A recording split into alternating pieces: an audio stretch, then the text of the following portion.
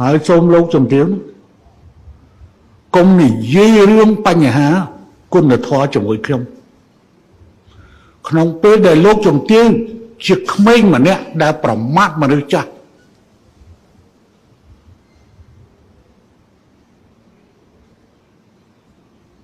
លោកជំទាវជានាយករដ្ឋមន្ត្រីខ្ញុំទទួលស្គាល់ហើយតែលោកជំទាវក៏ត្រូវទទួលស្គាល់ថាខ្ញុំក៏ជាមេដឹកនាំនៅក្នុងអំណាចមួយដែរដែលមានតួនាទីលំដាប់ទី2នៅក្នុងប្រទេសបន្ទាប់ពីព្រះមហាក្សត្រ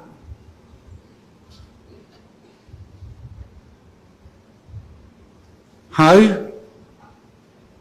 គ្មានច្បាប់ណាហាមឃាត់មិនឲ្យថតសម្លេងទេ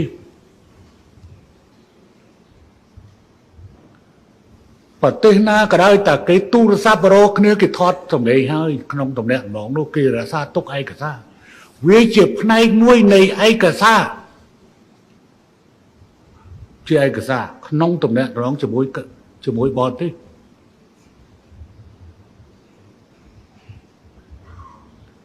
ការបែកឃ្លាយអាវីគ្លីកមិនដឹងជាបែកឃ្លាយប្រមាណទេសូម្បីតែសម្ដីលីគួងយូរបស់សិង្ហបុរីនិយាយពីកម្ពុជាក៏មាននៅក្នុងអាវីគ្លីកនោះដែរ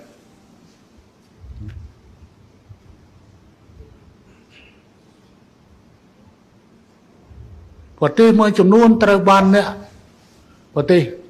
មិត្តភ័ក្តិលួចស្ដាប់សម្លេងចាប់សម្លេងតែខ្ញុំមិនធ្វើដល់អានោះទេលោកជំទាវខ្លាចអីអានេះជាកំណត់ហេតុ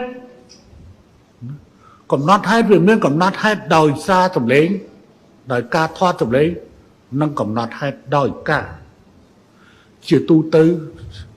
សម័យនេះគឺសម័យគេថតសម្លេងទាំងអស់នោះ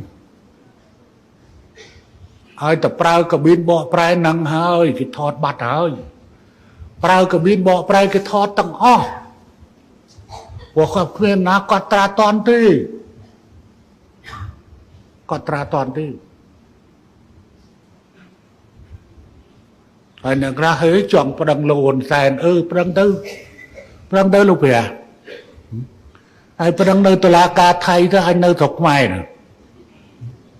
តុលាការថៃមានយុត្តិការពីការលើហ៊ុនសែនទៅ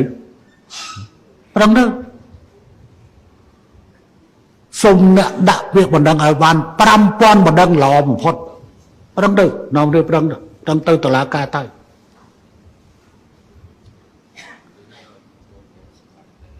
សង្គមតាជនជាតិថៃនឹងយល់អំពីបញ្ហានេះ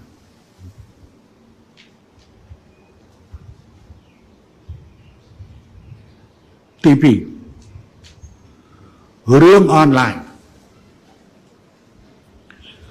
លោកជំទាវកំពុងបង្វិលស្ថានភាពមួយ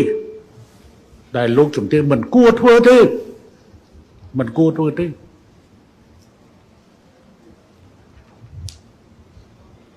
ក្នុងពេលដែលលោកជំទាវមកទល់ដែន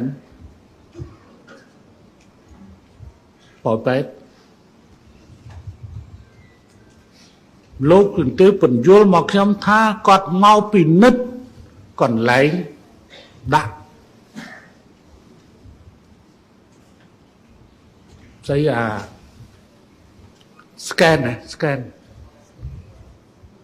scan កុងតឺន័រអីនោះមិនមកមើលអនឡាញទេ